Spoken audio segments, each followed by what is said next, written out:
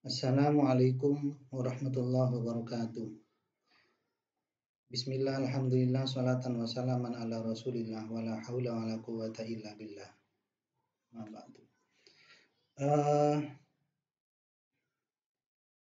Kali ini saya akan sedikit menjelaskan tentang istishab,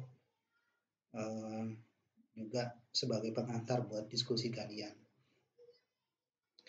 Di beberapa kitab usul fikih atau di buku-buku usul fikih itu ada banyak definisi yang dijelaskan oleh para ulama, oleh para pakar usul fikih ya, dengan redaksi yang berbeda-beda, tetapi pada prinsipnya secara substansi itu sama. Nah, istishab secara bahasa artinya itu adalah i'tibarul musahabah. I'tibarul musahabah artinya memperhatikan kebersamaan.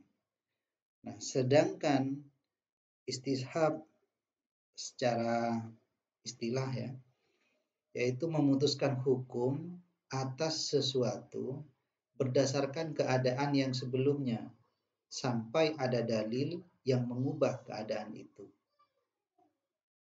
Atau definisi yang lain, menjadikan hukum sesuatu yang sudah ditetapkan di masa lalu tetap berlaku di masa sekarang sampai ada dalil yang merubahnya. Jadi istishab itu yang menetapkan hukum dengan hukum yang sudah berlaku, dengan hukum yang sudah ada di masa lalu, bahwa hukum yang ada di masa lalu itu tetap berlaku sampai sekarang, sampai ada dalil, sampai ada petunjuk bahwa hukum itu sudah berubah. Nah, itu namanya istishab. Maka ini dijelaskan di dalam kitab usul fikih Abdul Wahab Khalaf ya, bahwa jika akad atau tasarruf itu adalah tindakan yang melahirkan konsekuensi hukum. Ya, misalnya jual beli, sewa menyewa, itu kan melahirkan konsekuensi hukum. Maka ketika seseorang melakukan jual beli, konsekuensi hukumnya apa? Yaitu berpindahnya kepemilikan. Ketika seseorang melakukan akad ijarah misalnya, sewa menyewa, maka konsekuensi hukumnya apa? Yaitu adanya hak bagi orang yang menyewa untuk memanfaatkan barang yang disewa itu. Nah, itu namanya tasarruf.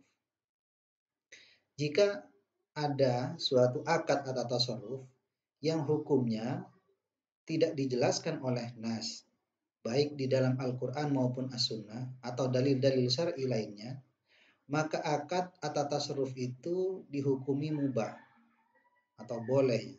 Karena hukum asal setiap sesuatu itu adalah boleh, selama tidak ada dalil yang menunjukkan bahwa hukumnya sudah berubah. Ya, jadi jika suatu akad, suatu tasarruf atau perbuatan yang hukumnya itu tidak dijelaskan oleh nas, maka dikembalikan kepada hukum asalnya. Kalau hukumnya tidak dijelaskan oleh nas, maka dikembalikan kepada hukum asalnya. Apa hukum asalnya? Itu hukum asal adalah boleh, mubah. Sampai kapan hukum mubah itu berlaku?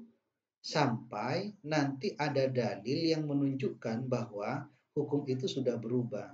Hukum itu sudah berubah artinya ada hukum atau ada dalil yang menunjukkan bahwa hukumnya tidak mubah lagi.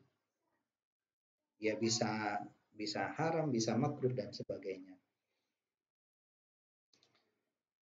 Kemudian jika ada hewan, tumbuhan, makanan, minuman, atau perbuatan yang tidak dijelaskan oleh dalil syar'i manapun, maka hukumnya adalah mubah. Karena Allah Subhanahu wa taala menciptakan semua itu dalam keadaan hukumnya mubah. Selama tidak ada dalil yang menunjukkan bahwa hukumnya sudah berubah. Ya, sama seperti yang tadi, Jadi ada makanan, minuman, hewan, tumbuhan yang hukumnya tidak dijelaskan di dalam eh, atau tidak dijelaskan oleh dalil-dalil syar'i. Apakah hukumnya haram, makruh, mubah dan lain sebagainya. Maka ketika tidak ada penjelasan itu, hukumnya dikembalikan kepada hukum asalnya. Apa hukum asalnya? Bahwa hukum asal semua benda itu adalah boleh, ibahah. Maka dikembalikan kepada hukum asal boleh itu. Sampai kapan hukum mubah itu? Sampai kapan hukum boleh itu berlaku? Sampai nanti ada dalil yang menunjukkan bahwa hukumnya tidak mubah. Yang menunjukkan bahwa hukumnya berubah. Tidak mubah lagi. Ya misalnya ada dalil yang menunjukkan bahwa hukumnya haram. Ada dalil yang menunjukkan bahwa hukumnya makruh misalnya. Maka pada saat itu ya hukumnya berubah. Tetapi selama tidak ada hukum, maksud saya selama tidak ada dalil yang menunjukkan bahwa hukumnya berubah, maka hukum yang berlaku itu tetap sebagaimana hukum asalnya yaitu mubah. Nah, ada beberapa kaidah yang mendasari istishab ini. Yang pertama yaitu al-aslu baqa'u makana ala makana hatta yasbutu ma yughayyiru. Jadi hukum asal adalah tetapnya sesuatu pada keadaan yang semula ya sampai ada sesuatu yang lain yang merubah hukum asal itu. Al-aslu fil asya al-ibahah. Jadi hukum asal dalam benda, dalam masalah benda itu adalah ibahah. Ma sabata bil yakin la yazulu bisyak. Sesuatu yang ditetapkan berdasarkan keyakinan itu tidak bisa dihilangkan dengan keraguan-raguan. Al-aslu fil insan al-bara'ah. Hukum asal bagi manusia itu adalah bebas dari tanggungan. Jadi semua manusia asalnya itu ya tidak punya tanggungan apa-apa. Nanti akan saya jelaskan satu-satu. Yang pertama adalah al-aslu baqa'u ma kana ala ma kana hatta yasbutu ma yughayyiru. Jadi hukum asal adalah tetapnya sesuatu sebagaimana keadaannya semula sampai ada sesuatu atau dalil yang merubahnya.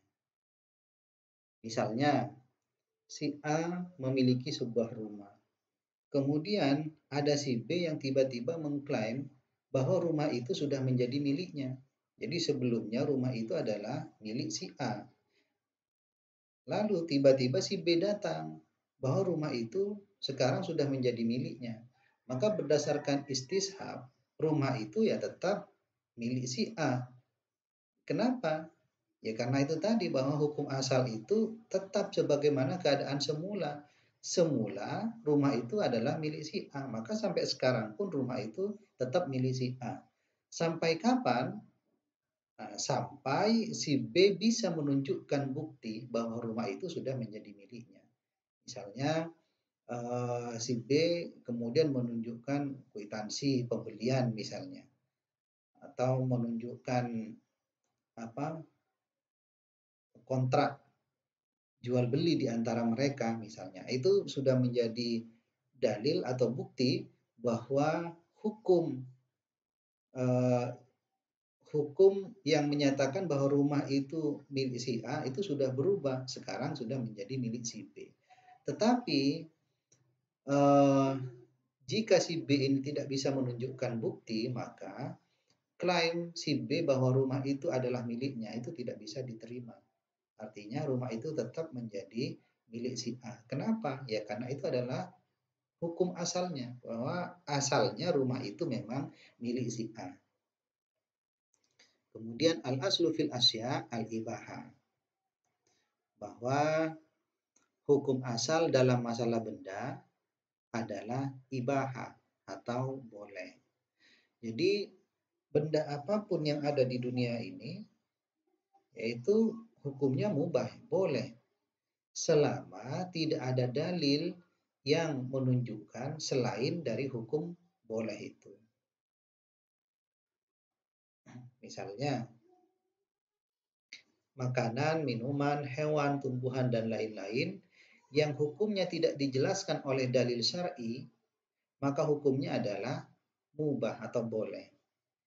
Jadi kalau misalnya ada benda, apakah itu makanan, minuman, tumbuhan, hewan, yang di dalam Al-Quran, di dalam As-Sunnah, atau di dalam dalil-dalil syar'i yang lain, itu tidak dijelaskan hukumnya, maka dikembalikan kepada hukum asalnya, yaitu boleh. Tetapi jika kemudian ada satu atau dua di antara benda-benda itu yang kemudian dijelaskan oleh nas bahwa hukumnya bukan mubah, maka berarti ya dia tidak bisa dikembalikan kepada hukum asal ya karena memang sudah dirubah oleh petunjuk atau dalil itu. Jadi sekali lagi selama tidak ada petunjuk, selama tidak ada dalil yang menjelaskan tentang benda itu, baik itu apakah makanan, minuman, hewan atau tumbuhan, maka hukumnya dikembalikan kepada hukum asal yaitu mubah. Kemudian kaidah selanjutnya yang mendasari istishab itu, ma sabata bil yakin la yazulu bisyak. Bahwa sesuatu yang ditetapkan secara yakin tidak dapat dihilangkan oleh keraguan-raguan. Ya, misalnya seseorang yang yakin bahwa dia sudah berwudu, ya, dia ingat, dia yakin bahwa tadi sudah berwudu. Kemudian dia ragu apakah wudhunya itu sudah batal atau tidak. Maka berdasarkan istishab, wudhunya tidak batal. Kenapa? Karena eh, keadaan bahwa orang itu sudah berwudhu, bahwa dia tadi sudah berwudhu, itu ditetapkan atau diketahui secara yakin. Artinya dia meyakini, ya dia tahu, dia ingat bahwa tadi memang sudah berwudhu. Sementara batalnya wudhu itu masih diragukan. Jadi dia sudah yakin tadi berwudhu. Kemudian dia ragu. 1 jam kemudian setelah berwudhu, wudhunya itu batal atau tidak. Maka yang diragukan itu kan batalnya.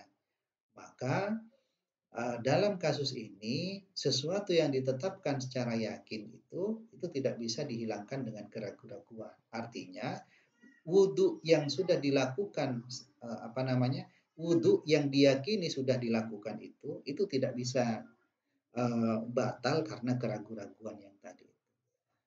Berbeda dengan begini, misalnya ada orang yang tadi dia yakin sudah batal wudhunya. Misalnya 1 jam yang lalu dia qadil hajah ya, buang air besar misalnya. Dia ingat bahwa 1 jam yang lalu dia sudah buang air besar. Tetapi kemudian dia ragu setelah buang air besar itu dia berwudu atau tidak. Maka dalam hal ini yang ditetapkan secara yakin itu adalah batalnya wudu karena dia tadi sudah buang air besar, sudah qadil hajah dia. Itu ditetapkan secara yakin karena dia ingat betul. Yang diragukan justru setelah qadil hajah itu dia apakah berwudu atau tidak. Jadi wudunya itu yang diragukan. Maka dalam hal ini dikembalikan kepada sesuatu yang ditetapkan secara yakin yaitu batalnya wudu. Maka dalam kasus ini ya wudunya bukan batal wudunya ya, tetapi dikembalikan bahwa dia dalam keadaan tidak berwudu. Karena yang diragukan itu apakah dia sudah berwudu atau tidak setelah buang air besar itu. Kemudian al-aslu fil insan al-baro'ah, bahwa hukum asal bagi manusia itu adalah bebas dari tanggungan. Jadi semua manusia ini awalnya, asalnya itu tidak memiliki tanggungan apa-apa. Contoh, misalnya si A mengklaim bahwa si B itu punya hutang padanya. Maka berdasarkan istishab, B tetap dalam keadaan asal, yaitu tidak memiliki tanggungan. Ya, jadi kalau misalnya ada seseorang tiba-tiba mengklaim bahwa orang lain memiliki hutang kepadanya, maka orang lain itu ya tetap dianggap dalam keadaan asal. Apa keadaan asal? Keadaan asal setiap manusia itu tidak punya tanggungan apa-apa. Jadi dalam kasus ini si A mengklaim si B punya hutang padanya. Jadi berdasarkan istishab, ya B tetap dalam keadaan asal yaitu tidak memiliki tanggungan. Sampai si A dapat menunjukkan dalil atau bukti bahwa si B memang punya hutang. Ya, tetapi kemudian kalau misalnya si A menunjukkan bukti, ya bukti apapun itu, apakah eh, surat perjanjian, keterangan atau petunjuk dari saksi, misalnya ada saksinya, nah itu kan menjadi bukti bahwa si B memang punya hutang. Maka kalau sudah bisa menunjukkan bukti itu, ya diakui, ditetapkan bahwa si B memang punya hutang pada si A. Tetapi kalau misalnya si A sekali lagi tidak bisa menunjukkan bukti itu, maka hukum bagi si B itu dikembalikan kepada asalnya. Apa asalnya? Yaitu al-aslu fil insan al-baro'ah. Bahwa hukum asal di dalam manusia itu adalah bebas dari tanggungan. Tidak punya tanggungan apa-apa. Bebas dari tanggung jawab. Uh, jadi kaidah-kaidah yang mendasari apa namanya istishab ini artinya dia menjadi acuan ya. Tetapi sekali lagi seperti yang pernah saya jelaskan di awal, hukum-hukum ini yang saya jelaskan tadi contoh-contoh itu ditetapkan berdasarkan apa? Itu ditetapkan berdasarkan istishab, bukan ditetapkan berdasarkan kaidah ini. Jadi ditetapkan berdasarkan istishab. Sama dengan penjelasan apa namanya istihsan ya. Istihsan itu kan banyak contoh-contohnya itu yang merupakan contoh dari ad-dororu yuzalu. Maka kalau ditanya hukum-hukum yang ditetapkan di dalam masalah atau contoh istihsan itu ditetapkan berdasarkan apa? Ya ditetapkan berdasarkan istihsan, bukan ditetapkan berdasarkan kaidah ad-dororu yuzalu. Sama dengan ini, jadi masalah-masalah yang tadi itu bukan ditetapkan berdasarkan al-aslu fil asya al-ibahah dan seterusnya, tetapi ditetapkan berdasarkan istishab. Nah, kenapa? Ya karena apa namanya kaidah fikih itu tidak bisa dijadikan sebagai dasar penetapan hukum. Yang bisa dijadikan sebagai dasar penetapan hukum itu ya dalil-dalil syar'i dan istishab ini adalah salah satu dari dalil-dalil syar'i itu. Terima kasih. Sementara itu pengantar dari saya nanti bisa dilanjutkan di diskusi. Assalamualaikum warahmatullahi wabarakatuh.